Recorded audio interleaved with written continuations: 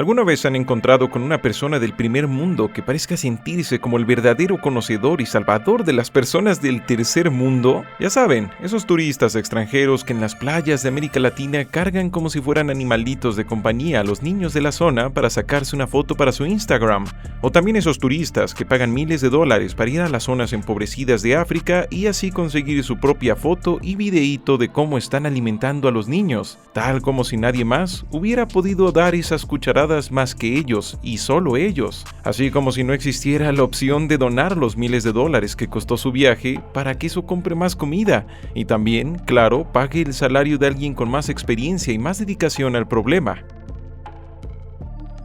¿Alguna vez han conocido a una persona del tercer mundo que, aunque no para de quejarse de los problemas de inseguridad, pobreza y servicios de su comunidad, no para de presumir en redes sociales que él es superior, él es de barrio, él es verdaderamente auténtico y no todas esas personas que no viven con esos problemas? Ya saben, como si trataran de decir que la gente que no ha sido devorada por la locura de las ciudades y de los barrios, de algún modo u otro fuera gente que no posee una identidad especial, una gente que es absolutamente falsa. Hoy vamos a hablar de por qué la gente del primer mundo parece que literalmente vive en otro mundo, y de por qué el tercer mundo es un lugar tan surreal y extraño a la vez. Ya saben, pobreza, riqueza, fantasías psicológicas y económicas, el caldo perfecto del absurdo civilizatorio. Aquellas cosas que juntas generan algo tan irónico y oscuro que ningún comediante hubiera podido imaginarse chistes que se le pudieran acercar en lo más mínimo. En su desgarrador libro, El hambre, Martín Caparrós nos narra que cuando fue a una región muy empobrecida de África, conoció a una mujer embarazada, una que había perdido a 4 de sus 6 hijos por las enfermedades y por la misma hambre que asolaba y todavía asola la región. Cuando la mujer le dijo eso, Martín no sabía qué decirle. Sin embargo, pues tras ver que aquella mujer tenía un semblante sereno, estoico, muy fuerte incluso, decidió que lo mejor sería intentar actuar normal, no ser condescendiente, y decirle que era una fortuna que al menos ella y la gente de la zona pues por lo menos ya estaban acostumbrados a que se murieran sus familiares, porque vaya, era la cosa más normal en ese lugar. Después de eso, inmediatamente la mujer cayó en llanto y le explicó a Martín que no porque hubiera tenido tantos hijos hasta el momento, y no porque la muerte azotara tan fuerte y tan comúnmente ese lugar donde había vivido toda su vida. No, nada de eso significaba que la muerte de los suyos valiera menos, pero sobre todo tampoco significaba que ella de verdad estuviera esperando en algún momento acostumbrarse a eso, de verdad estuviera esperando en algún momento ya no sentirse mal por perder a uno de sus propios hijos. El autor quedó muy confundido y triste, pero no tuvo mucho tiempo a reflexionar, ya que la misma realidad lo golpeó con la macabra y visceral respuesta a su confusión. Un mosquito lo enfermó de malaria. Cuando eso ocurrió, en palabras del propio autor, ahí comprendió lo que significaba estar enfermo de verdad, pues lo que tenía era diferente y por mucho más intenso que la gripe más dura que hubiera tenido en toda su vida. Apenas se reclinaba de la cama para comer un poco y el cansancio lo llevaba hasta un punto de sentir que se iba a desmayar. Dolores de cabeza intensos, que al igual que la fiebre, iban y venían a lo largo de varios y varios días. Días enteros de sentir cómo su cuerpo flaqueaba y flaqueaba más y más ante una enfermedad que en su país natal algunos calificarían como algo medieval o de fantasía, pero que lo más correcto sería decir que es una enfermedad extranjera, porque efectivamente, esa enfermedad ha dejado de existir en el primer mundo, y claro, obviamente, también podría dejar de existir en África. La malaria, más que una enfermedad causada por un mosquito, pareciera ser, con todo el desarrollo que hemos generado, una enfermedad causada por el tercer mundo. Cuando al fin se recuperó, pudo darse cuenta de que todas esas ideas, teorías, opiniones y noticias que veía en la televisión y en varios lados más, la habían hecho creer que en verdad comprendía y sabía lo que era el tercer mundo, pero que ahora que la realidad estaba ahí, ahora que la realidad le había cosido sus mismísimas tripas, veía que todo era muy diferente.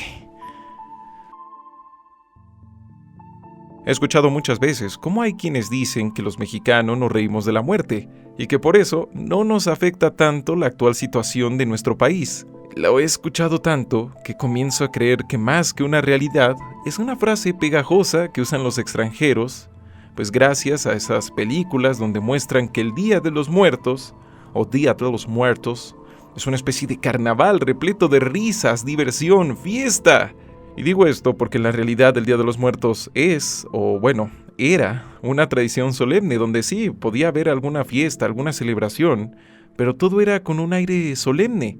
un aire de cariño y calidez por el recuerdo de las personas que ya no están con nosotros. No era en un plan de, mira, la muerte ha dejado de importarnos. Algo pues parecido al pensamiento que tuvo el autor de ese libro del hambre, pues con aquella mujer africana, ¿no? Hay tanta muerte aquí que seguro tú ya te acostumbraste, seguro ya no te pega tanto, ¿no? Claramente, ¿no? Porque si no, ¿cómo podrías seguir con tu día a día? ¿Cómo podrías seguir vivo? Por esto supongo que siempre va a ser mejor convencerse de que si un país es azotado por la parca, pues no se lo toma tan mal, que tarde o temprano termina encontrando un modo de incluso hasta festejarlo. Supongo que toda esta frase de que los mexicanos nos reímos de la muerte suena tan pero tan bien que en algún momento nos hemos terminado creyendo esa frase, aunque todos los días, en las calles, en las funerarias, en los hospitales, veamos algo muy diferente. Los noticieros del primer mundo, los noticieros de esos países que se sienten del primer mundo pero no son del tercero, nos presentan a las gentes, las catástrofes, los eventos y las enfermedades del tercer mundo como si ocurrieran en un país lejano, un país surreal, de ficción, donde viven gentes igualmente ficticias y no reales que son muy diferentes a nosotros por más que se nos parezcan, lugares donde el dolor y la desesperación como que no son lo mismo. Así como cuando alguien te dice que los animales pues no sienten, solo porque un animal no te puede decir que algo no le gusta, que está incómodo, que está estresado. No es correcto decir que los noticiarios se volvieron fríos con estos temas. No, más bien se han hartado, se han vuelto aburridos de que haya tanta miseria humana en aquellos lugares de fantasía. Y lo han hecho porque el propio público que los ve ya se aburrió de eso. Por el hecho de que nuestra gran ventana hacia el mundo sean nuestras pantallas, ya sea la de la televisión o la de nuestros celulares, nosotros, como sabemos que no podemos hacer gran cosa por, no sé, aquellos golpes de estado, esas eras de terror, esas enfermedades, esa corrupción y esas miles de cosas que se viven en esos países de fantasía, los que algunos llaman África y otros llaman América Latina, nos convencemos de que todas esas desgracias tampoco son para tanto, o que incluso, si sí son para tanto, la gente que vive allá de algún modo u otro pues está acostumbrada a ella, tiene callo, no siente tanto. Porque el tema de las noticias es que pase algo noticiable, pase algo diferente, algo nuevo, algo entretenido cada día. Y bueno, pues eso, no es nada entretenido escuchar que otra vez, durante 15 años, 30, 50 años, sigue habiendo hambre en X o Y región, sigue sin haber agua en tal colonia. O sea, todo eso es, pues vaya, aburrido. Lo sé, todo esto suena fuerte, pero es como lo que refleja la canción Vicarious de Tool. Simplemente nosotros, incapaces de hacer nada por lo que vemos en la pantalla, nos quedamos con dos caminos, con dos opciones: hartarnos, aburrirnos, apagar la pantalla y decir, bueno, esas cosas están pasando, pero de nada importa que yo lo vea o que yo lo sepa. O por el otro lado, nos queda volvernos voyeristas, observadores, gente muy interesada en ver lo que está pasando en esa pantalla, gente que con el tiempo encuentra, no sé, una especie de disfrute extraño en ver cómo se desenvuelven todos esos eventos atroces. Por esta razón, nos sorprende ver a gente que cuando ocurre una guerra, apoya a su país favorito, del mismo modo en el que apoya a su equipo de fútbol favorito. Gracias a esta naturaleza bullerista, tampoco sorprende por qué la sociedad y las masas ponen al mismo nivel de importancia una catástrofe en el tercer mundo que un problema entre artistas del primer mundo. Ambas cosas pueden llegar a compartir reflector, o a veces, si el problema de los artistas es demasiado grande, directamente la guerra, el hambre, la enfermedad, todas esas cosas quedan en el olvido, porque claramente el punto es expectar, el punto es ver, el punto es tener ese gusto de ver detalles, cada vez más y más detalles, más fotos, más humanidad. Es que sí, prestamos mucha atención a los eventos que vemos en la televisión, pero no sentimos sentimientos reales, sino meramente sentimientos lúdicos, sentimientos de entretenimiento. Ya saben, sentimientos como los que nos generan las series de la televisión, por nuestros personajes preferidos, así como por esas gentes que vimos llorar en la televisión, Podemos sentir tristeza, frustración, alegría o impacto, pero solo por un tiempo limitado y sin consecuencias realmente trascendentales, porque comprendemos y sabemos que nada de eso nos afectará en nuestra vida. Cuando comenzó la crisis de refugiados por el conflicto de Ucrania, pasó algo que parecía salido de una caricatura para adultos, como, no sé, Rick and Morty o Padre de Familia. Ocurrió que varios medios de comunicación transmitieron entrevistas donde el entrevistado, o incluso el periodista en turno, decían que les partía el corazón, les partía el alma, ver a inmigrantes parecidos a ellos. Inmigrantes de verdad, y no falsos o incompletos como los demás, porque estos inmigrantes sí tenían ojos azules y piel blanca. Sí, perdonen, esto sonó muy chusco, muy extraño, pero no es una interpretación mía. Estas personas de verdad dijeron que jamás habían entendido el problema, lo malo o lo grave que pudiera ser el tema de ser un refugiado de guerra, hasta que vieron a alguien a quien sí consideraban gente, o hasta que vieron a alguien de su propio mundo siéndolo. Algunos podrían decir que esto es simple racismo, pero yo diría que el racismo no fue más que un ingrediente secundario dentro de la gran sopa que estas personas presentaron al mundo. Claramente los ucranianos son extranjeros en tierras españolas, francesas y británicas, así que la xenofobia pues no podría explicar muy bien todo esto. Acá más bien yo creo que se podría hablar más de incluso especismo, si nos ponemos poéticos. Porque estas personas hablaban como si los refugiados de los otros países no pudieran valer lo mismo, no por ser consideradas personas de otra raza, entre comillas, sino más bien porque eran gente como de otro mundo, gente de esos países ficticios que en nuestra mente siempre son desiertos repletos de salvajes que adoran al primer tipo con zapatos que se les cruza. Básicamente que esas personas que viven en el tercer mundo, si viven la guerra, si viven la marginación y la injusticia, pues están en su lugar en la tierra, están en su destino. Mientras que las personas de este primer mundo, pues no, eso sí rompe el orden cósmico de las cosas, el orden natural de todo, que no deberían poder sufrir ese tipo de cosas, que ahí sí la cosa está mal.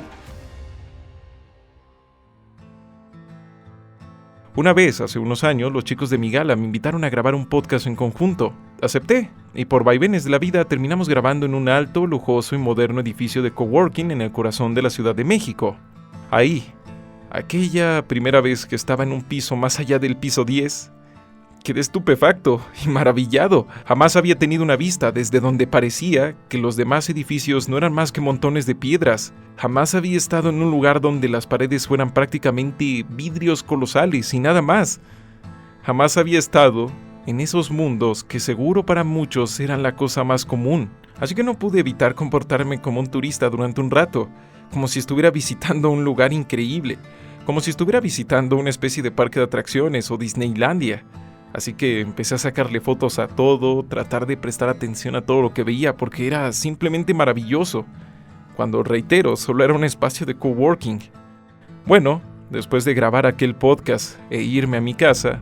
en la noche no podía quitarme de la cabeza que dentro de esta ciudad que durante tantos años he transitado a pie o en metro, ya veía los edificios desde el suelo y a lo lejos, pero jamás me imaginaba que dentro de ellos, pues había algo que era todo lo cercano a estar en otro mundo. Y bueno, nuevamente, apenas un año después, por vaivenes de la vida, tuve acceso al campus de una de las universidades más caras del país. Campus que obviamente estaba en una zona exclusiva de la ciudad. Bueno, igualmente, dentro de esas paredes el mundo era otro. Murales por aquí y por allá, cajeros automáticos, tiendas de comida rápida y otras de comida no tan rápida, papelerías de lujo, tiendas de computación, parecía una especie de centro comercial. Pero lo más impactante es que el estacionamiento estudiantil estaba repleto de autos que costaban más de $1 millón, más de $70,000, autos de lujo con los que no es normal toparte en la calle. Y aún así, sin embargo, esto es poca cosa con el último lugar. Un lugar donde, pues vaya, ahí sí, ni por asomo me pude colar, no pude entrar. Un lugar que así como Moisés cuando solo pudo ver de lejos el paraíso, yo también, no lo pude ver de cerca. Un lugar que aún así sigue estando dentro de la misma ciudad, en las que apenas unas horas antes había visto a gente hurgando montículos de basura en busca de plástico, aluminio y cartón, pues para poder venderlo y así comer algo. Perdonen que acá me ponga poético, ya sé que no se me da, pero es que es la única manera de representar lo que sentí. Una pequeña ciudad amurallada reposa en las colinas de otra gran ciudad. Las puertas de entrada siempre están custodiadas por varias camionetas y hombres grandes que sin ningún temor a la ley exhiben sus largas armas que su profesión de custodios pareciera que les da permiso a portar. Autos de lujo entran y salen sin parar por la gran y principal puerta del lugar, mientras por la puerta pequeña y humilde, esa que pues solo se ve si tú vas a pie, tras ser inspeccionados, entran y salen constantemente los siervos que sirven a los señores de la ciudadela, jardineros, plomeros, electricistas, paseadores de perros.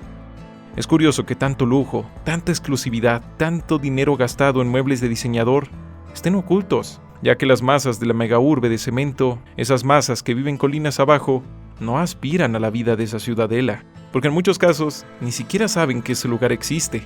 Ni siquiera saben que aún en esta era donde hay ojos por todos lados, se puede alcanzar ese nivel de lujo y exclusividad para que ni aunque tu casa parezca un pequeño castillo, nadie que tú no quieras que la vea, la pueda ver.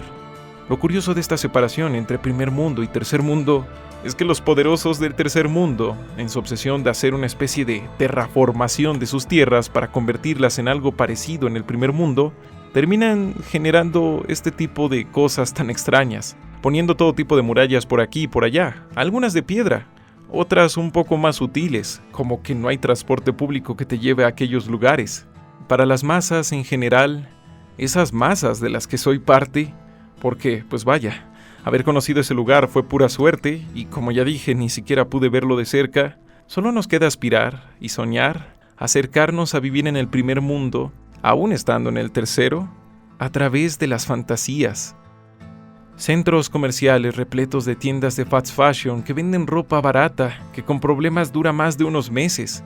pero que sirven para disfrazarnos de gente del primer mundo. Cadenas de comida rápida donde el café y otros bienes alcanzan precios difíciles de entender hasta que piensas que el mero hecho de pagar algo a un precio mayor le hace sentir a uno que, pues ya, poseemos un valor mayor que todos los que no pueden pagarlo. En redes sociales sobran las personas que por haber viajado al primer mundo creo que sienten lo mismo que sintieron aquellas personas que en siglos pasados viajaban a la Meca o a Jerusalén, una especie de ascensión espiritual. Una sensación de haber sido tocado por alguna gracia que los hace mejor que aquellos que no han sido tocados por ella. Digo, de otro modo, ¿qué explicación habría que haya gente que no pare de hablar de esos viajes? Y nada más de esos viajes, como si toda su esencia y personalidad fuera que una vez viajaron a ese lugar. Y ya, nada más. Todo esto, hasta este punto, pues puede sonar sencillo, pero creo que todo tiene su otro lado. Y es que también existen personas que, desde Venezuela hasta México, han convertido la marginación, la desigualdad y la violencia de su mundo en una especie de orgullo para presumirle al mundo, una especie de credo que todos deberían de tener. Hace unos años se hizo popular el meme de escapar de América Latina, o de sáquenme de América Latina, y aunque la mayor parte del tiempo pues solo hubo risas, también hubo mucho enojo de quienes decían que esos que querían huir de América Latina eran traidores, gente débil que no podía con el reto y la noble carga de sobrevivir e intentar mejorar el lugar donde nacieron. Bueno, supongo que todos encontramos modos de aceptar y entender nuestra realidad.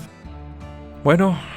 quizá para este punto sean varios los que piensen que al decir todas estas cosas estoy siendo excesivamente negativo o incluso hasta hostil contra América Latina y otros lugares similares, pero no. Aceptar que en muchas ocasiones tener que pelearse por agua como parte de nuestra rutina semanal no es algo a lo que deberíamos llamarle normal, no es ser una persona negativa, ni en lo más mínimo.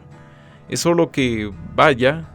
no estamos acostumbrados a pensar que esta realidad no necesariamente existe en otros lados. Lo curioso es que normalmente las personas en el tercer mundo sueñan con vivir en un primer mundo que tampoco existe, o al menos no existe tal como les dicen, o al menos un primer mundo que no es un paraíso como creen, porque de hecho no hay un solo primer mundo. El primer mundo con el que sueña América Latina, o sea, la esfera de influencia geopolítica de Estados Unidos, es muy diferente al de Europa, porque sueñan con el primer mundo de Estados Unidos. Un paraíso de megacarreteras donde uno usa el automóvil para ir a cualquier lugar, donde el transporte público es más bien una maldición, una cosa perdida y oculta en las sombras. Restaurantes, tiendas gigantescas donde pedazos de carnes y papas más grandes que nuestros cráneos son servidos para que los comamos frente a pantallas más colosales que cualquier ventana. El primer mundo con el que muchos sueñan acá Es ese sueño americano que ni siquiera todos los estadounidenses, o bueno, en este sentido más claro, los americanos, viven de verdad. No es que el primer mundo de Europa sea perfecto, pero yo la verdad no veo mucha diferencia entre el primer mundo de Estados Unidos y el tercero, por ejemplo, de México. Lugares donde hay que ocultarse detrás de bardas, armas y cosas electrificadas para sentirnos seguros. Donde la demostración de bienestar es viajar en un auto particular cada vez más blindado, cada vez más armado. Quizá algunos académicos o quizá algunas personas del primer mundo podrán creer que decir algo como país pobre es una palabra muy ruda, muy ofensiva, pero no. Me parece que de hecho decir país pobre es incluso ligero frente a la realidad que genera la pobreza generalizada. Creo que decir esa palabrita de país en vías de desarrollo es perpetuar la creencia de que mágicamente, un día, cuando haya más dinero, gente con estudios o qué sé yo, el país y su gente van a vivir mejor. Pero no, Estados Unidos es la muestra de que eso no podría ser más mentira, porque mucha gente de allá tiene historias que para muchos no tienen ninguna diferencia con lo que pasa en el tercer mundo. Tratando de no pasarme de crudo, diré que a principios de los años 2000, y no sé si todavía sea así, era una práctica habitual de los hospitales tirar a la gente enferma a la calle cuando su seguro o sus ahorros se habían esfumado justamente por lo costoso que es la salud allá. Por eso mismo era normal ver algo tan surreal como ver a gente aprendiendo a coserse heridas y otras cosas más que tendrían que hacerse en un quirófano, pues justamente como un modo de intentar no caer en la pobreza, pues solo porque se cayeron o tuvieron un accidente. Y así también, allá existen unas cosas llamadas desiertos nutricionales, zonas extensas de su país donde la gente no puede conseguir comida sana y nutritiva, y lo único que hay a la mano son pastelillos, dulces y comida rápida, por lo que aunque ellos intenten ser sanos, no pueden, caen en todo tipo de problemas de salud que luego les van a costar todavía más caros, o sea, lugares donde ser pobre se castiga con todavía más pobreza. Y bueno, ni hablar de la crisis de los opioides que tienen en este momento. Entonces, ya lo vimos, para que en un país la gente viva mejor, hace falta algo más complejo e inteligente que seguir una ecuación infantil de